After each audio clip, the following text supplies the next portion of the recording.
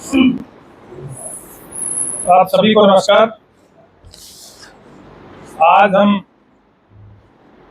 मेरे ख्याल से आप सभी को लग रहा होगा कि आप देखिए, एक अपने इस जिले में भारतीय जनता पार्टी की सरकार ने पिछली जो उनका कार्यकाल था उसमें 2-3 महत्वपूर्ण प्रोजेक्ट वो सरकार ने हमें दिए थे इस जिले में, जिसमें एक लॉजिस्टिक हब था। और लॉजिस्टिक हब, आपको पता है सबको कि बावल में भूमि अर्जन पे कंट्रोवर्सी हो गई थी, उसके बाद में मेंढर जिले में शिफ्ट किया था। जब इसका फैसला हुआ तो किसानों से सीधे भूमि खरीदने का फैसला हुआ, सरकार ने किया। किसानों से पहले सहमति ली गई। मैं ये नहीं कहता सभी किसानों ने सहमति दी थी, लेकिन अधिकांश किसानों ने सहमति दे दी थी। उसके उपरांत जिला उपायुक्त के अध्यक्षता में एक कमेटी बनी, जिसमें माननीय सांसद महोदय उसके मेंबर थे, मैं विधायक के नाते उसका मेंबर था, और पंखा चला गर्मी, मैं विधायक के नाते उसका मेंबर था, और बाकी अधिकारी जिले के डिस्ट्रिक्ट रेवेन्यू ऑफिसर और एसडीएम वगैरह वो सारे मेंबर थे। उस कमेटी ने एक रेट सरकार को मिल गया 30 लाख रुपए प्रति एकड़ के हिसाब से। उस रेट पे सरकार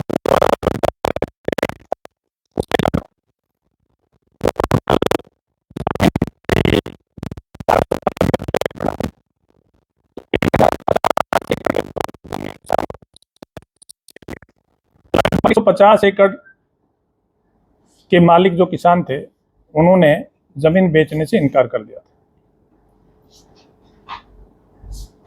उसके बाद में सरकार ने एक एक्ट बनाया, consolidation of project lands act के नाम से, और उस एक्ट में ये प्रावधान था कि जब 70% से ज़्यादा किसी परियोजना की, किसी प्रोजेक्ट की भूमि सरकार के पास अगर उपलब्ध है, तो रिमेनिंग 30% को सरकार किसानों से ले सकती है।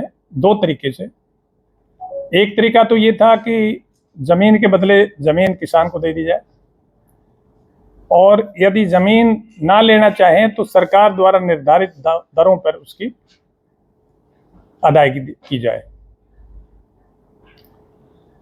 उस एक्ट के तहत जब किसानों को नोटिस गए जिन्होंने भूमि नहीं बेची थी, तो वो उस नोटिस के अगेंस्ट, उस एक्ट को चैलेंज करने के लिए हाई कोर्ट में उन्होंने रिट पिटीशन फाइल की। हाई कोर्ट ने पहली सुनवाई पे ही उनको स्टे दे दिया। सरकार से कहा कि भाई इनकी जो जमीनें हैं इनमें दखल ना दी जाए जब तक कि आगामी आदेश हाई कोर्ट का ना। 6-7 साल के लगभग वो मामला हाई कोर्ट में लंबित रहा। अंततः हाई कोर्ट ने निर्णय कर दिया कि वो एक्ट के प्रावधान, बाकी तो सरकार ने जो एक्ट बनाया था उनको हाई कोर्ट ने सही करार दिया, लेकिन जो अदायगी की जो क्लॉज थी, जिसमें सरकार द्वारा निर्धारित दरों पर पेमेंट करने की बात थी, उसकी जगह हाई कोर्ट ने कहा कि जो भूमि अधिग्रहण अधिनियम 2013 का है, उस अधिनियम के तहत, उसके अंतर्गत, उसमें जो दिए गए मापदंडों के अनुसार किसानों को अदायगी की जाए। अगर किसान जमीन के बदले में जमीन नहीं लेते हैं, अदायगी करनी है, तो उसके ऊपर अदायगी की जाए। इस हाई कोर्ट के निर्णय के अगेंस्ट सरकार ने भी एक एसएलपी फाइल की, और जो संबंधित किसान थे इन्होंने भी सुप्रीम कोर्ट में एसएलपी फाइल की, और सुप्रीम कोर्ट ने भी हाई कोर्ट की तर्ज पर ही स्थगन आदेश जारी कर दिया, स्टे ऑर्डर जारी कर दिया कि वे इनकी जमीन पे टिल फर्दर ऑर्डर, जब तक आगामी आदेश तक दखल ना किया जाए।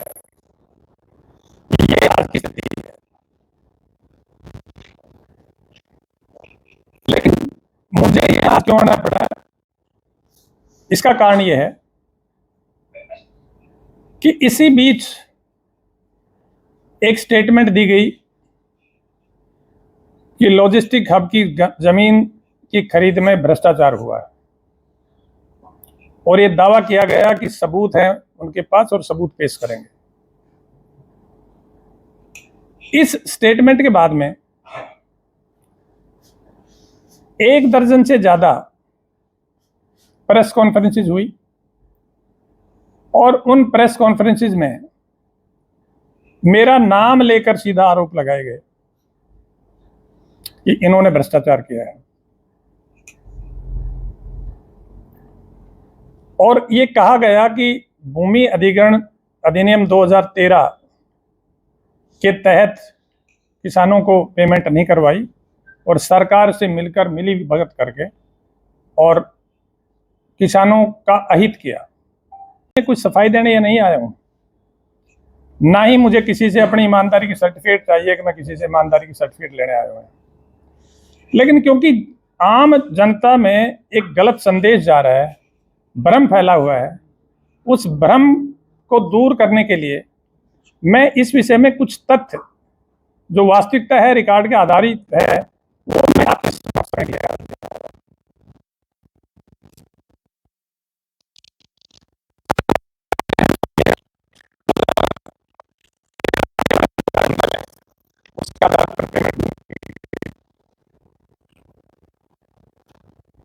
ये ठीक है कि ये जमीन एक्वायर नहीं की गई, भूमि अधिग्रहण अधिनियम के तहत ये जमीन एक्वायर नहीं की गई, बल्कि किसानों से सीधी खरीदी गई है। लेकिन जहां तक रेट की बात है, उस समय बारानी जमीन जो ली गई है बसीरपुर, तलोट और घाटासेर की, उस समय बारानी जमीन के जो भाव थे, कलेक्टर थे, जो रजिस्ट्री के रेट भी मार्केट रेट था, वो बसीरपुर में 12,70,500 रुपए था। 2016-17 की बात कर रहा हूं मैं।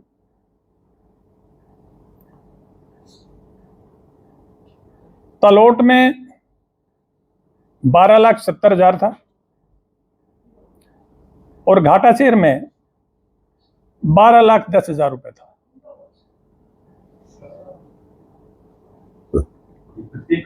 प्रति एकड़। और सरकार ने ये जमीन खरीदी है 30 लाख रुपए प्रति एकड़।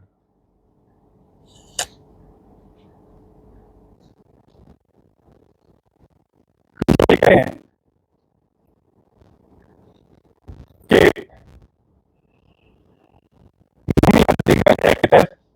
उससे कम पैसा मिल रहा है, तो मेरा उनसे भी निवेदन है, आप लोगों से भी निवेदन है कि आप इन कलेक्टरेट पे किसी भी भूमि अधिग्रहण अधिकारी से कैलकुलेशन करवा के देखें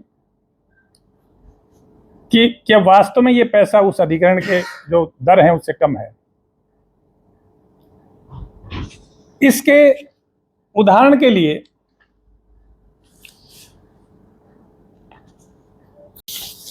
3 गांवों के अवार्ड की कॉपी लेके आया हूं,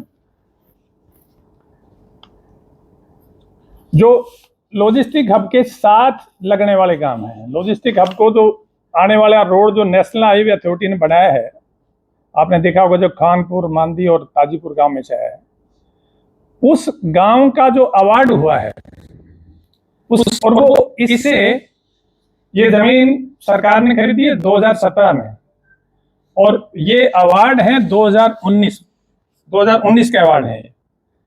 तो इसमें मैं आपको बताना चाहता हूं, ये अवार्ड की कॉपी है, मैं आपको जिनको इसके बाद में जिसको जरूरत है मैं दे दूंगा, 3-4 कॉपी मेरे पास स्पेयर है, मैं आपको उपलब्ध करवा दूंगा। इसमें खानपुर गांव जो है उसमें 19/9/2019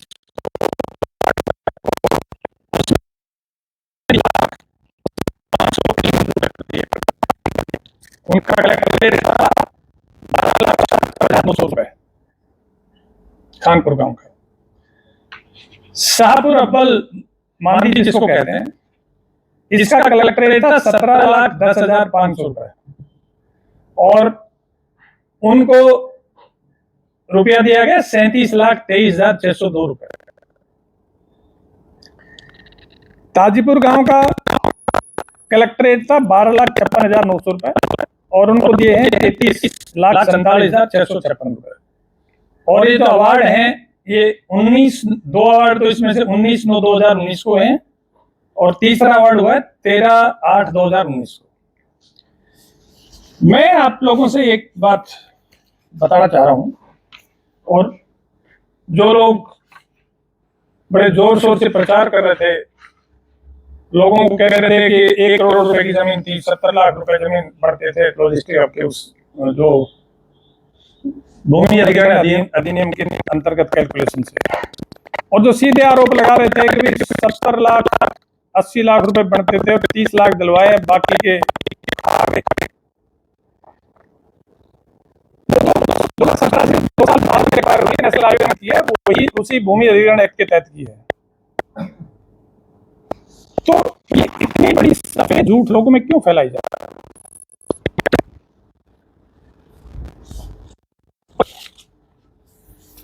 इसमें एक बात और आप सभी को पता भी है, और स्पष्ट कर देता हूं, ये जमीन HIDC ने सीधे किसानों से खरीदी है। HIDC के खाते से ऑन रिकॉर्ड सीधा चेक गया है, और किसान के खाते में वो चेक जमा हुआ है। मुझे नहीं लगता कि फिर भी इसमें कोई भ्रष्टाचार कर गया, और अगर उनकी बात मान भी ली जाए, और हम ये भी मान लें कि भाई उस चेक में से भी, ड्राफ्ट में से भी कोई उसका कोना पाड़ लिया, किसी ने रख लिया पाड़ के साथ, तो एक और बात आपको बताना चाह रहा हूं। सरकार ने, हरियाणा सरकार ने ठीक इसी मोड पे, इसी तरीके से एम्स की माजरा में जमीन खरीदी है। माजरा में जो एम्स बना है, वहां भी सरकार ने सीधे किसानों से जमीन खरीदी है। काफी जाना मेरा माजरा, उसमें भी इसी तरह से कमेटी बनी जिले की, और जिले की कमेटी ने रेट का फैसला किया। मेरे पास ये कलेक्टरेट की कॉपी है, वहां कलेक्टरेट था 24,000 रुपए, 24,000 रुपए कलेक्टरेट था, 24 लाख, सॉरी 24 लाख रुपए कलेक्टरेट था। 24 लाख कलेक्टरेट पे उन्होंने जमीन की पेमेंट की है 40 लाख रुपए प्रति एकड़। हमने 12,70,000 कलेक्टरेट पे 30 लाख पेमेंट करवाई है। ये 2022 में, उससे लगभग 5 साल बाद में,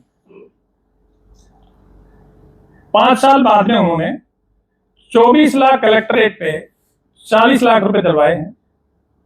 तो ये डबल भी नहीं हुए, वो 2.5 लाख है।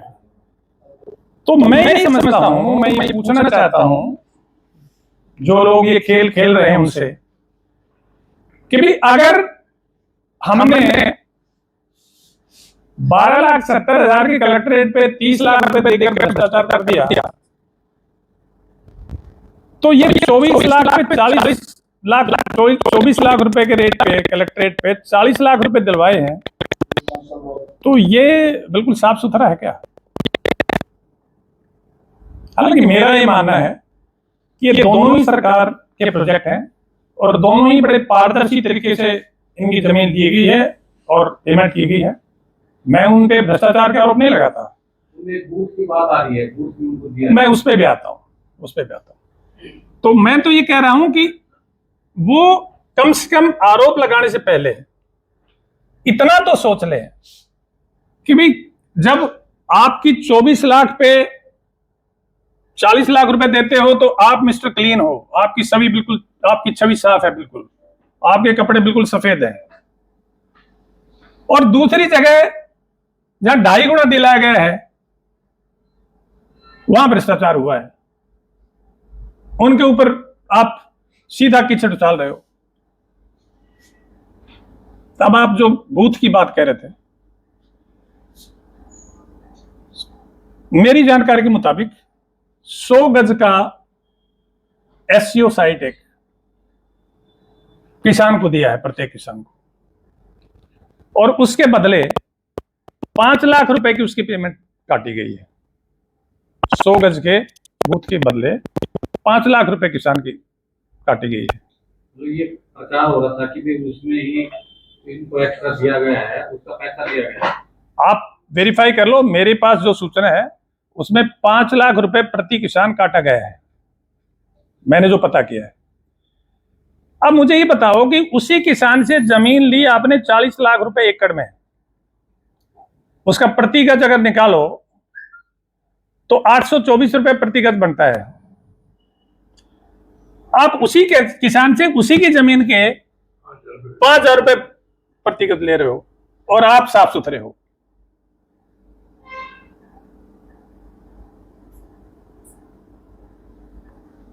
हाँ, तो बात ये हो रही है, वो किसी ने मुझे कोई चुटकुला सुनाया था। कोई जा रहा था रास्ते में, तो पीछे से आया, बोला वो आगे गया वो तेरा कान काट लेगा।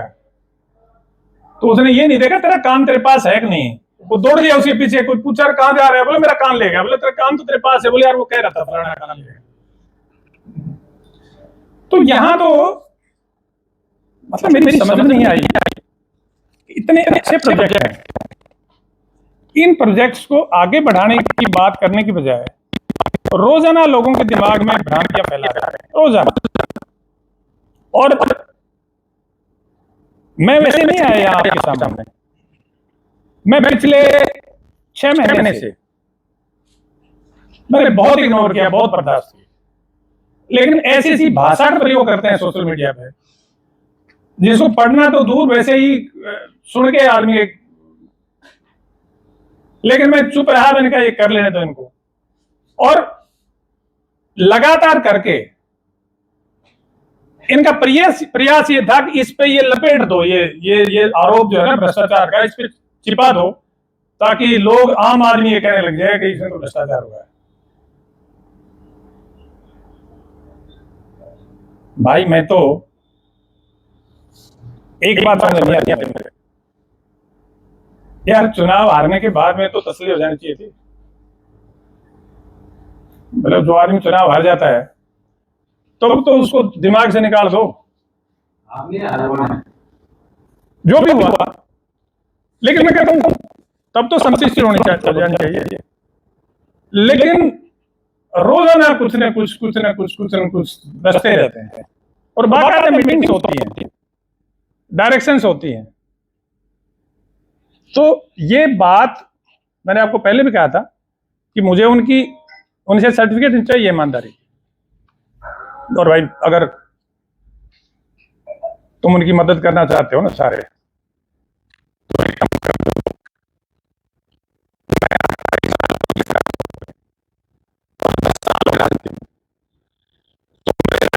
30 साल के पब्लिक लाइफ में मैं आपको स्टेशन बता दूंगा मैं कहां कहां रहा हूं, मैं मेरी पोस्टिंग बता दूंगा मेरी कहां कहां पोस्टिंग रही है, और यहां तो 10 साल से आप देख रहे हो।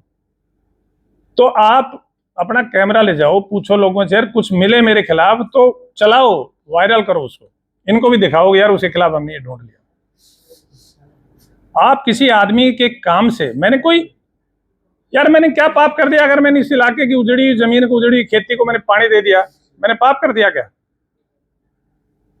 मैंने अगर यहां, मैं कहता हूं सरकार का, हरियाणा सरकार का, माननीय मनोहर लाल जी का मैं शुक्रगुजार करता हूं कि बड़े बड़े प्रोजेक्ट्स उन्होंने 10 साल में दिए। अगर मैंने प्रयास करके सरकार के आशीर्वाद से, उनकी कृपा से अगर मैं प्रोजेक्ट ले आया तो इसमें जुर्म कर दिया क्या मैंने? और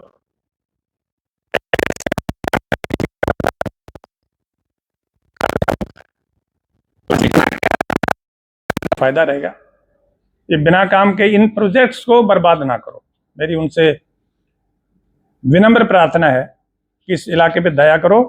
और राजनीति करने के बहुत तरीके हैं, राजनीति दूसरे तरीके से भी हो सकती है, राजनीति काम करने से भी हो सकती है। अगर काम करोगे, नई नई परियोजनाएं लाओगे तो लोगों को सब पता लग जाएगा। एक पहले इसका जवाब दे दूं, हाँ, कंवर सिंह यादव से मैंने खरीदी थी, और वो लॉजिस्टिक हब में 3 गांव हैं, तलोट, घाटाचर और बशीरपुर। वो चौथे गांव में जोरासी में 5वें गांव के फिरनी के पास 3-4 किले दूर है, मुकंदपुरा के पास है। तो उसमें कोई ऐतराज है किसी को तो बता दें, उसमें क्या अपराध कर दिया।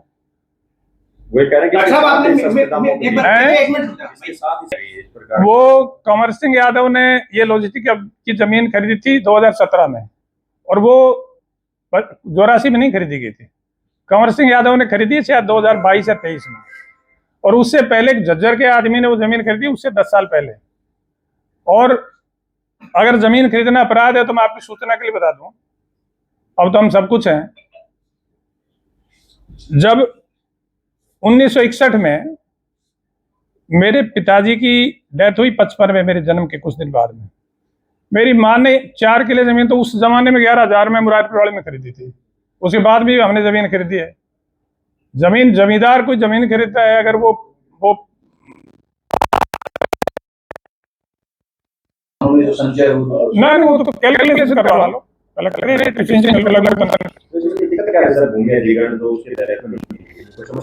ऐसा है कि सरकार ने उस टाइम, आपको बता दूं, भूमि अधिग्रहण एक्ट में एक प्रोविजन है कि 70% किसानों से पहले स्वीकृति चाहिए, तब आप नोटिफिकेशन कर सकते हो। तो उस क्लॉज का उस 70% किसानों की स्वीकृति लेने की बजाय सरकार ने जब सीधे किसानों ने सहमति दे दी, तो उसके बाद में किसानों ने सीधी खरीद ली। जो बची उसका एक्ट बना लिया। वो 70% का जो एक्ट में प्रोविजन है वो भूमि अधिग्रहण की तर्ज पे ही है कि जब 70% भूमि आ गई तो बाकी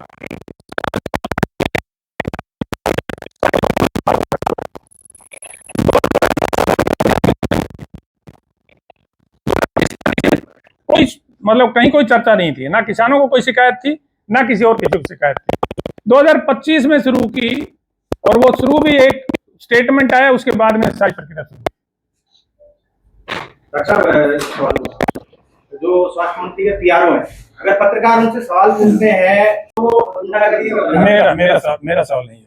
डॉक्टर साहब, तो जमीन जो SSIDC ने ली, उसके बाद जिस कंपनी को ट्रांसफर की, तो उसमें कितने लागत को? ऐसा है, किसी कंपनी को ट्रांसफर नहीं हुई अभी, वो जमीन HSIDC के पास है।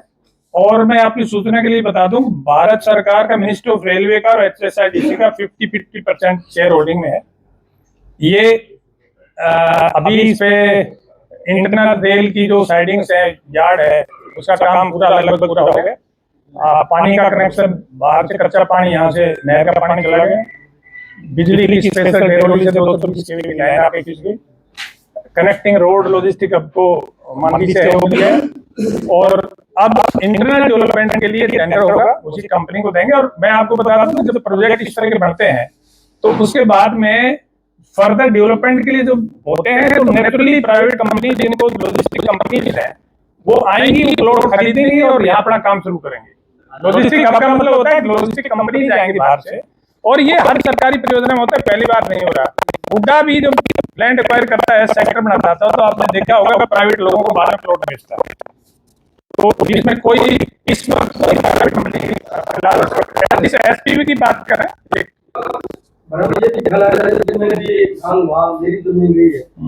हमें ये करेंगे 1 करोड़ तक मिल जाएंगे, तो इसमें देखो साहब, देखो मेरी बात सुनो भाई, मैं बात कर रहा हूँ जो जमीन हमने खरीदी है।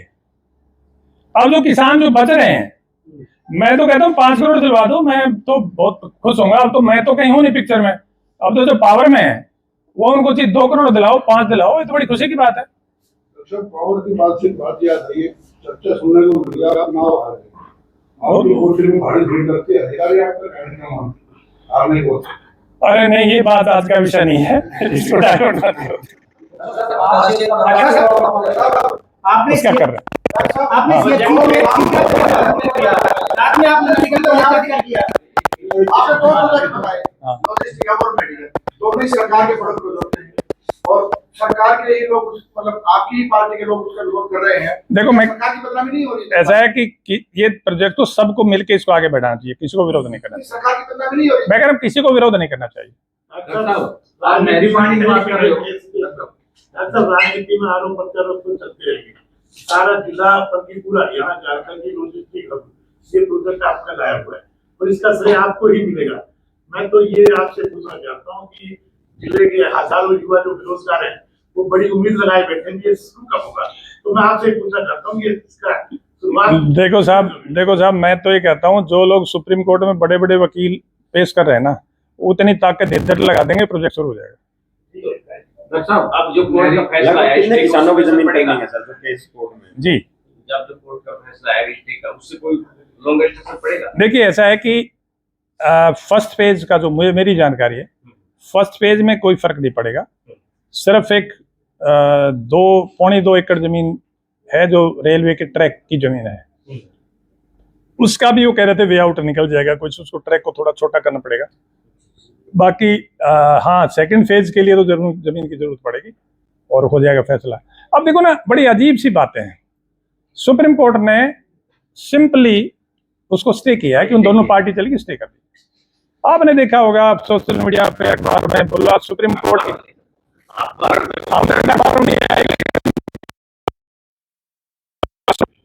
सुप्रीम कोर्ट ने मोहर लगाई कि भ्रष्टाचार हुआ है। तो बताओ उसमें कोई जिक्र नहीं है, सिंपली वो स्टे है कि जब पार्टी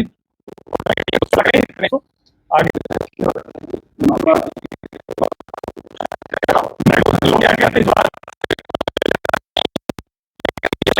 चला चाहिए नहीं चला। जो लोग काम को लेकर धरना दे रहे थे तो उनको सुनाने के लिए आपने मेडिकल कॉलेज कर दिया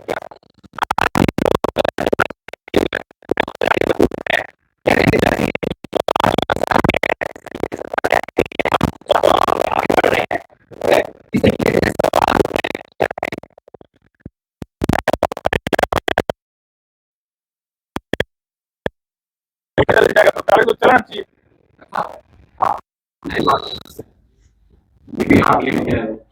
मैं ये नहीं कर रहा, मैं लेके आया, मेरे सरकार लेके आई। विधायक जी कहते हैं अगर वो लेके आए तो उनका बोर्ड पे पत्ता पे नाम क्यों नहीं? देखो साहब मैं इस विषय पे है क्योंकि वो उन्होंने ये कह रखा है कि भाई आमने सामने बात करेंगे, तो उसी दिन उनके सामने बात करेंगे, आज क्या बात करेंगे। सर एक लास्ट क्वेश्चन है, दक्षिण हरियाणा के अंदर बल्कि नहीं हरियाणा के अंदर दोषी के पर्वत जो पर्यटक स्थल है उस पर आप सबसे पहले रोपवे का कार्य किया और उस पर काम भी चालू हो चुका है, यह काम कब तक पूर्ण हो जाएगा? देखिए जी रोपवे का काम मेरी सूचना के मुताबिक अगले 1.5 साल में पूरा हो जाएगा और बाकी तो अब कितना होता है ये जो जनप्रतिनिधि है जाने, लेकिन शुरू में जो इनिशियल जो योजना थी वो योजना तो थी कि इस पे एक अच्छा नेचुरोपैथी का सेंटर बनाया जाए ऊपर पहाड़ पे और एक बढ़िया फूड कोर्ट वहाँ जो जो सभी कई प्रदेशों के भोजन मिले वहाँ ऐसा फूड कोर्ट बनाया जाए। नीचे एक रिजॉर्ट बनाने का प्रस्ताव था और ताकि ये बेसिक पर्पज ये था डोसी को नोडल सेंटर बना के और ये नारनौल के जो ऐतिहासिक जो स्थल हैं इनको उस टूरिस्ट चेन से जोड़ा जाए ताकि जो राजस्थान से आने वाले टूरिस्ट हैं उनका एक दिन का स्टे यहाँ हो सके और इस क्षेत्र की इकोनॉमी में बहुत बड़ा योगदान हो। आपने विधानसभा में मुद्दा उठाया था कि क्षेत्र के लोग माइंस उसके समस्या और की अवैध माइंस की, तो उस बारे में उस समय की रोक नहीं लगी और अभी आपकी सरकार है तो आपका क्या प्रयास रहेगा? देखो साहब बात एक अवैध माइनिंग पर रोक लगनी चाहिए और सरकार इस विषय में प्रयास कर भी रही है, जिले के लेवल पे टीमें भी बना रखी हैं और जिले की टीमें काम भी कर रही हैं, तो इस पर और प्रयास की जरूरत है। जिला के कुछ बड़े अधिकारियों से हमारी में बात हुई है, वो कह रहे हैं जैसे ही हमने इन पर सख्ती की है कुछ राजनेताओं के समक्ष से हमारी शिकायतें पहुंची हैं। चलो बात ये मैं तो उनमें से नहीं हूँ, बाकी आप पता कर लें। ठीक है साहब।